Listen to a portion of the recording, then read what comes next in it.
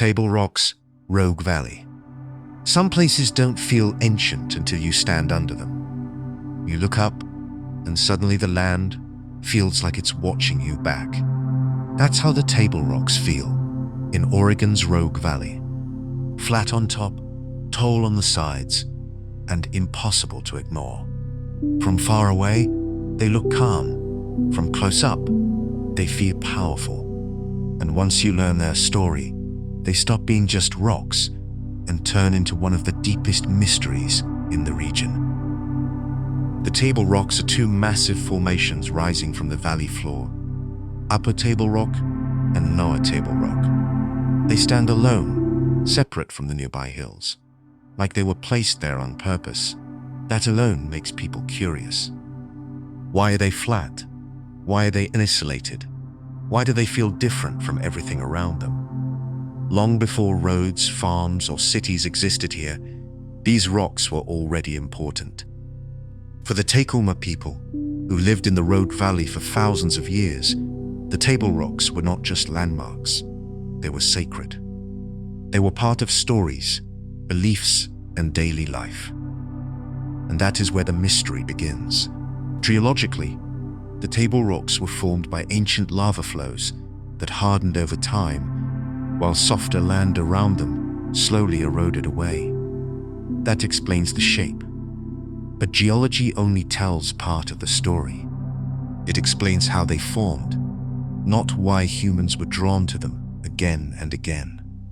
Archaeologists have found signs of long-term human use around Table Rocks: stone tools, food remains, evidence of camps and aggerings. These weren't places people passed through once. They came back, generation after generation. That alone tells us the rocks mattered. From the top, you can see the entire valley. Rivers, animal paths, changing seasons. It's easy to understand why people chose these spots. They were perfect for watching herds, tracking movement, and feeling safe. But safety wasn't the only reason. Takelma oral histories describe the Table Rocks as places of power. Some stories say they were formed during great battles between spirit beings. Others say they were created during times when the world was still being shaped. These stories weren't meant to explain science. They were meant to explain meaning. One legend tells of a powerful being who caused destruction, only to be defeated, leaving the land changed forever. The flat tops of the Table Rocks were said to be part of that moment, frozen in time. Whether taken as story or symbol, it shows how deeply these places were woven into identity and belief. Then came change, fast and violent change. In the mid-1900s, settlers arrived in the Rogue Valley. Gold was discovered, land was taken, native people were forced out. The Table Rocks, once sacred gathering places, became lookout points for soldiers and settlers. Their meaning was flipped upside down. Conflicts erupted, now known as the Rogue River Wars. The Table Rocks were used as meeting sites, negotiation grounds, and military positions. History here isn't clean or comfortable. It's layered with loss. That makes the mystery heavier. How does a place survive when its people are removed? Even after the violence ended, the land kept changing. Farming spread, roads were built, non-native plants took over. The Table Rocks stood firm, but everything around them shifted.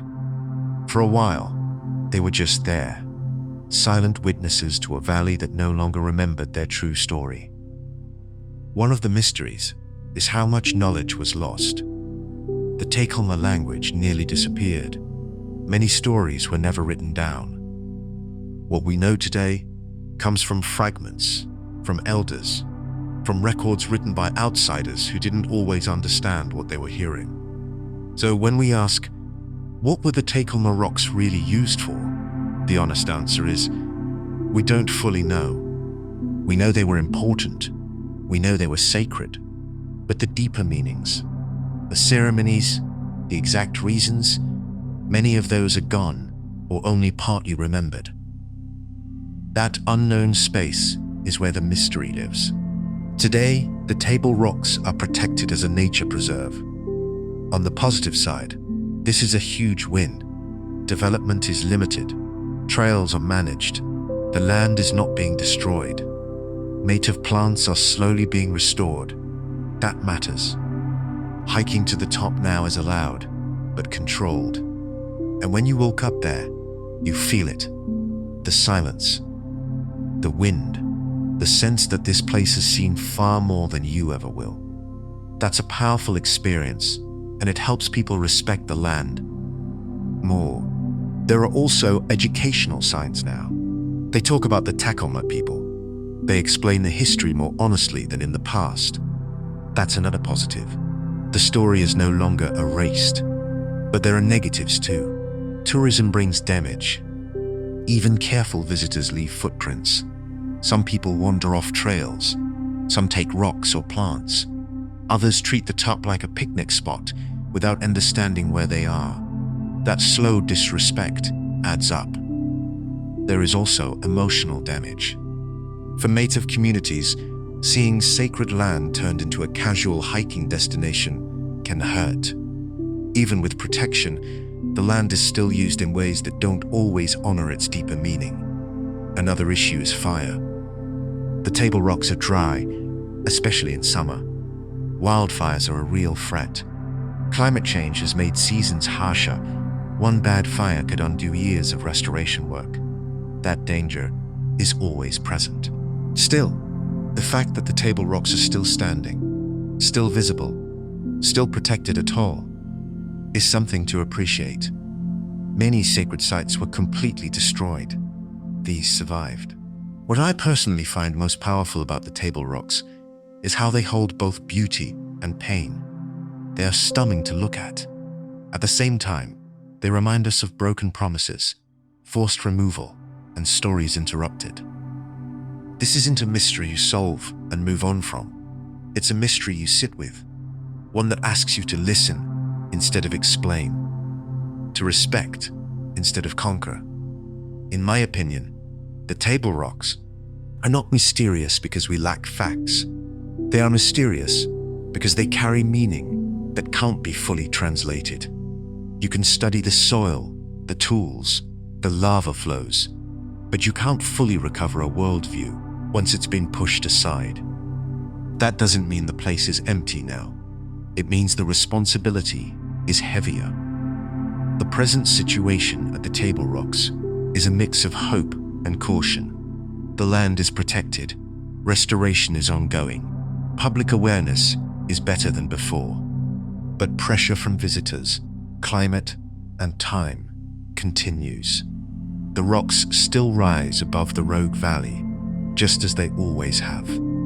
Flat, silent, watching. They don't explain themselves.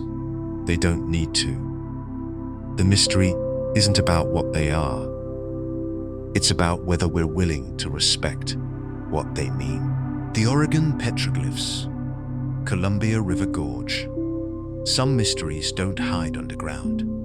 They sit out in the open, carved into stone, staring at us across time. The Oregon Petroglyphs in the Columbia River Gorge are like that. They don't jump out at you right away. You might walk past them without knowing what you missed. But once you see them, once you realize what you're looking at, it's hard to forget the feeling.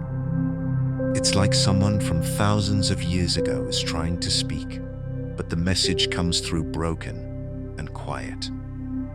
The Columbia River Gorge itself already feels ancient. Steep cliffs, rushing water, wind that never seems to stop. This river has been here for a very long time, cutting its way through the land, shaping everything around it. For Indigenous people, the river was life, food, travel, trade, stories, and along its edges, they left marks. Not words, not sentences, but symbols carved into stone. These petroglyphs are images chipped and scratched into rock faces, animals, human-like figures, shapes that don't clearly match anything we know today. Some are simple, some are complex. Some feel almost playful, others feel serious, even heavy. The mystery starts with a simple question: why were they made? Many of these carvings are believed to be thousands of years old. Some may be over 8,000 years old, possibly even older. That means they were already ancient when many famous civilizations were just beginning. And yet, we don't know exactly who made each one, or what every symbol meant. That gap in knowledge is what gives these petroglyphs their power. Unlike written language, petroglyphs don't come with instructions. There's no key, no guidebook. What we see today is what we get. A bird shape might represent an animal spirit, a food source, or a story. A circle might be the sun, or time, or something else entirely.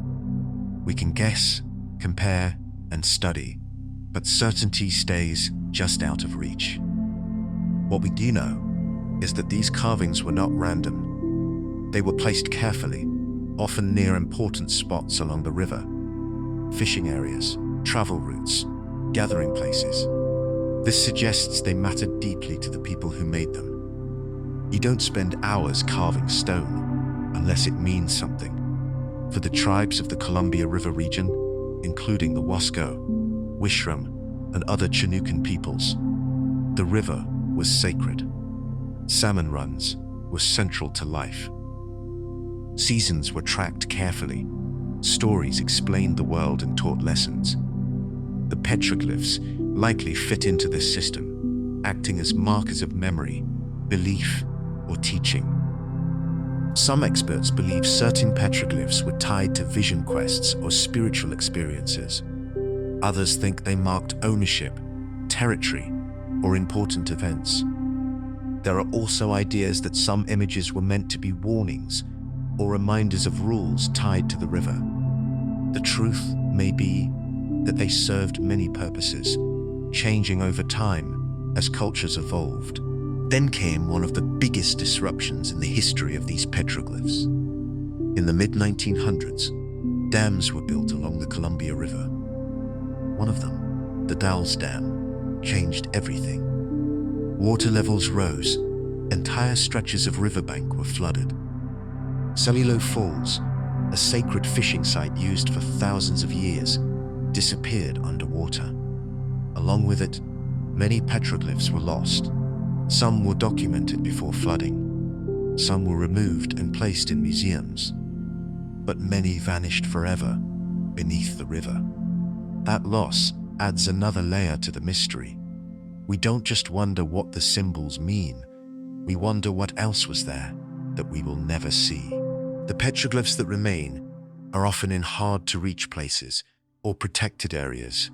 Some are faint now, worn down by wind, water, and time. Others are surprisingly clear, as if carved not long ago.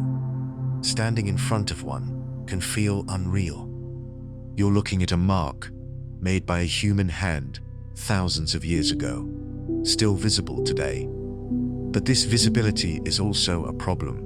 One negative condition of the sites today is damage caused by people. Over the years, some visitors have touched, traced, or even carved over the petroglyphs. Others painted them to make them stand out for photos, not realizing they were causing harm. Even simple touching can wear down the stone over time. There's also natural damage. The gorge is windy and wet. Freeze and thaw cycles slowly crack the rock. Lichen grows over carvings, hiding them. Climate change has made weather more extreme, which speeds up erosion. The petroglyphs are fighting a quiet battle against nature itself. On the positive side, awareness has improved. Many sites are now protected. Tribes work alongside state and federal groups to manage and protect what remains. Signs educate visitors about respect and history. Some locations are kept secret on purpose to prevent vandalism. That secrecy can feel frustrating, but it's often necessary. Another positive is the return of Indigenous voices to the story. For a long time, these petroglyphs were explained only by outsiders. Now, tribal perspectives are being centered more. Not all meanings are shared publicly, and that's okay. Some knowledge is not meant for everyone. Respecting that is part of protecting the mystery. One thing that strikes me is how modern life presses right up against these ancient marks. Highways run through the gorge, trains pass by, power lines cross the sky, and there, on a quiet rock face, a carving sits, unchanged in spirit, surrounded by noise and speed. It's a sharp contrast. The mystery deepens when you realize that the petroglyphs were never meant to last forever. The people who made them lived in a world where time moved differently. They likely didn't think in terms of thousands of years. The fact that we're still trying to read their messages today is something they may never have imagined. So maybe part of the mystery is ours. Why do we need to know exactly what every symbol means? Why is uncertainty uncomfortable? These carvings remind us that not everything is meant to be solved like a puzzle. Still, curiosity is natural. When I look at images of these petroglyphs, I don't feel frustrated by the lack of answers. I feel connected. Someone stood there long ago, thinking about something important enough to carve into stone. That act alone is meaningful. In my opinion, the Oregon petroglyphs of the Columbia River Gorge are not just art or history. They are conversations paused in time. We only hear part of them. And maybe that's enough. The present situation at these sites is fragile, but hopeful. Protection efforts continue. Education is better than it used to be. Tribal involvement is stronger, but threats remain from weather, visitors, and development. The petroglyphs are still there, quiet and patient, asking us not to decode them, but to respect them. They don't demand answers. They ask for care. Celilo Falls now submerged. Some mysteries are painful because they aren't hidden. They are gone, and we know exactly why. Celilo Falls is one of those places. It was once loud, alive, and full of motion. Now it sits silent, under deep water, unseen, but not forgotten. When people talk about ancient mysteries, they often imagine ruins or carvings. Celilo Falls is different. The mystery here is how something so important could disappear so completely, and what that loss still means today. Before it was submerged, Celilo Falls was one of the greatest fishing sites in North America. For thousands of years, long before any modern borders existed, Indigenous people gathered here along the Columbia River. The sound of rushing water could be heard from far away. Salmon leapt through the air. Platforms made of wood stretched out over the falls, where skilled fishers stood with nets and spears. This wasn't just a fishing spot, it was a center of life. Tribes from all over the region came to Celilo. The Wasco, Wishrem, Yakama, Umatilla, Warm Springs, and many others. They traveled long distances to trade, fish, tell stories, and meet family. Languages mixed, goods moved from the coast to the plains. Celilo was like a living market, a place where cultures connected. Some people say it was one of the oldest continuously used settlements in North America, active for over 10,000 years. That fact alone should stop you for a moment. 10,000 years. Empires rose and fell elsewhere, and Celilo Falls kept flowing. Generations grew up learning how to fish there. Knowledge passed from elders to children, not written down but lived.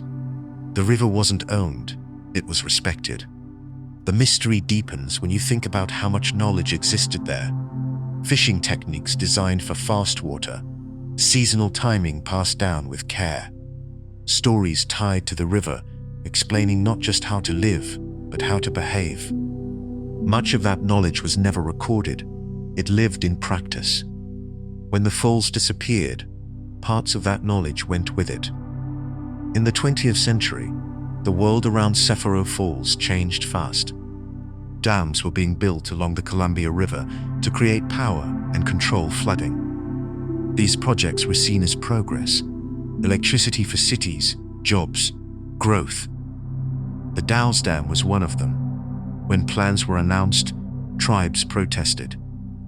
They warned that flooding the falls would destroy a sacred place and a way of life. The warnings were heard, but they were not followed. In 1957, the gates of the Dow's Dam closed. The water rose. In just a few hours, Celilo Falls disappeared under the river. The roar of water went silent. Platforms vanished. Fishing grounds were gone. A place that had lived for thousands of years ended in a single day. People who were there said it felt unreal. Some cried. Some stood quiet. Elders said it felt like a death. And in many ways, it was. Not just of a place, but of a rhythm of life. Today, when we talk about Celilo Falls as a mystery, it's not because we don't know what happened. We do. The mystery is deeper. How do you measure the loss of something that can't be replaced? How do you understand a place that no longer exists in physical form? Archaeologists documented parts of Celilo before it was flooded. Photos were taken. Some artifacts were saved.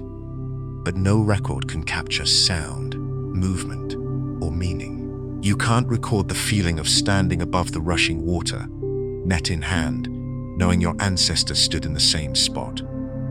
Another mystery is what still lies beneath the water. The river covers everything now: the rock formations, the fishing sites, possibly petroglyphs, tools, camps. They are preserved in darkness, untouched but unreachable. We know they're there, but we can't see them. That hidden presence gives Celilo a ghost-like quality. There's also the mystery of memory. For tribal communities, Celilo is not gone. It lives in stories, ceremonies, and shared grief. For others, it's barely known. Many people who drive along the Columbia River today have no idea what lies below the surface. That gap in awareness is part of the mystery too. Now let's talk about the present condition, both positive and negative. On the negative side, Celilo Falls cannot be restored. The dam still stands. The water level remains high. The natural flow of the river is permanently changed. Salmon runs have been affected across the region, not just at Celilo. Fishing rights still exist by treaty, but the place that made those rights meaningful is gone. There is also emotional damage that continues. Loss doesn't end when the water rises. For some families, Celilo was home. Villages were flooded. Graves were moved or lost. Compensation was given, but money does not replace a sacred site. That wound still exists. Another negative is how history is taught. Celilo Falls is often mentioned briefly, if at all. When it is discussed, it's sometimes framed as a sacrifice for progress. That framing ignores who paid the price and who benefited. It also avoids the deeper cultural loss. But there are positives, and they matter. One positive is recognition. Today, Celilo Falls is widely acknowledged as a sacred site. Tribes continue to fish at nearby locations, maintaining traditions as best they can. Cultural centers and museums share the story of Celilo, keeping it alive for new generations. Another positive is that Celilo has become a powerful symbol. It stands as a reminder of what happens when development ignores Indigenous voices. Because of places like Celilo, laws and attitudes have slowly changed. Consultation with tribes is now more common. Protection of sacred sites is taken more seriously, even if it's still not perfect. There is also resilience. Despite the loss, tribal communities continue to adapt while holding on to identity. Ceremonies still honor the river. Stories of Celilo are still told. The falls may be underwater, but they are not erased from memory. When I think about Celilo Falls, what strikes me most is how quiet the mystery is. There's no ruin to visit, no trail to hike, no sign that truly explains what was lost. You have to imagine it. And imagination is a fragile thing when it's not supported by experience. In my opinion, Celilo Falls is one of the most important lost places in American history. Not because it was old, though it was. Not because it was large, though it was powerful, but because it shows how easily something sacred can be destroyed when it doesn't fit into modern ideas of value. This mystery doesn't ask us to discover, it asks us to remember. The present situation at Cephiro is still complicated. The dam remains active. The water stays high. Fishing continues under strict rules. Cultural remembrance continues through gatherings, stories, and education. The falls themselves remain submerged, unchanged in form, locked in darkness beneath the river. Celilo Falls is not waiting to be found. It's waiting to be respected.